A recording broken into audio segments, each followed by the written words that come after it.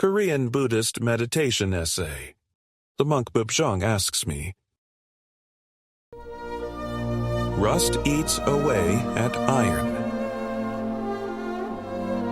The phrase, rust is born of iron, but it eats away at the iron, comes from a passage in the Buddhist scripture Dhammapada. Beop Jeong quotes this line, saying that to become a complete person, one must know how to use their mind. If that mind becomes clouded, it will corrode the person, just like rust. In the phrase, rust is born from iron, yet gradually eats away at that iron, what is the iron and what is the rust? The Buddhist saying, everything arises from the mind, is familiar to many. This principle, central to the Avatamsaka Sutra, conveys that the essence of all things in the universe, both tangible and intangible, is created by the mind. According to this concept, we can think of the iron as our mind. Then what is the rust? If iron is the mind, then rust, being born from iron, must be things that originate from or are created by the mind.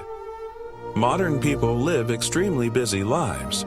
Ironically, various digital devices meant to make life easier have made our lives even busier.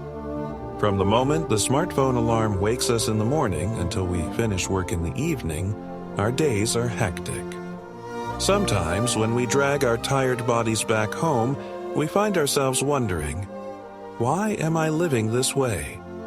It might be for the family we need to support, the desire to become rich, the aim to become socially famous, or due to vague fears and anxieties about an unknown future. All these arise from within our minds, yet at some point they begin to control our lives. They have become the rust that, born from iron, gradually eats away at that iron. The term persona originally referred to the masks used by actors in ancient Greek theater. The psychologist Carl Jung reinterpreted this concept to describe the roles we adopt in society. As we grow up learning language, we also learn what thoughts and behaviors are appropriate for the roles we take on at each stage of life. In school, we start thinking about what career path to take and how we should live. More accurately, we are educated to think this way. Eventually, we step into the roles we have chosen.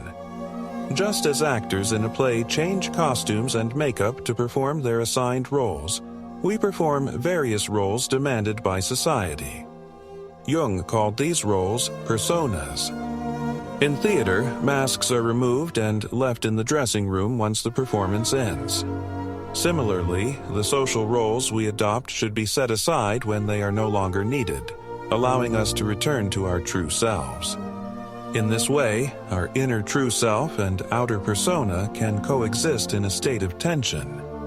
However, if we wear the mask for too long or fail to remove it even after the role ends, we grow accustomed to it. Eventually, we start believing that the mask we wear is our true self and behave accordingly. Over time, the mask becomes so attached to us that we can no longer distinguish it from our original face. This is how rust born from iron ends up eating the iron. Jung warned that identifying too closely with one's persona is one of the most dangerous things for a person. Beop Jeong says, "We are not beasts being dragged along, but humans who should live proudly with conviction." This means that the master of one's life should not be the rust, but the iron itself. It means we should maintain our original, quiet, and pure mind as the master of our lives, not the temporary social roles assigned to us or the various desires and fleeting emotions that arise from those roles. The Monk Beop Jeong asks me, who is the master of your life? Is it your mind or the mask you're wearing? Where is your mind? When was the last time you truly saw it?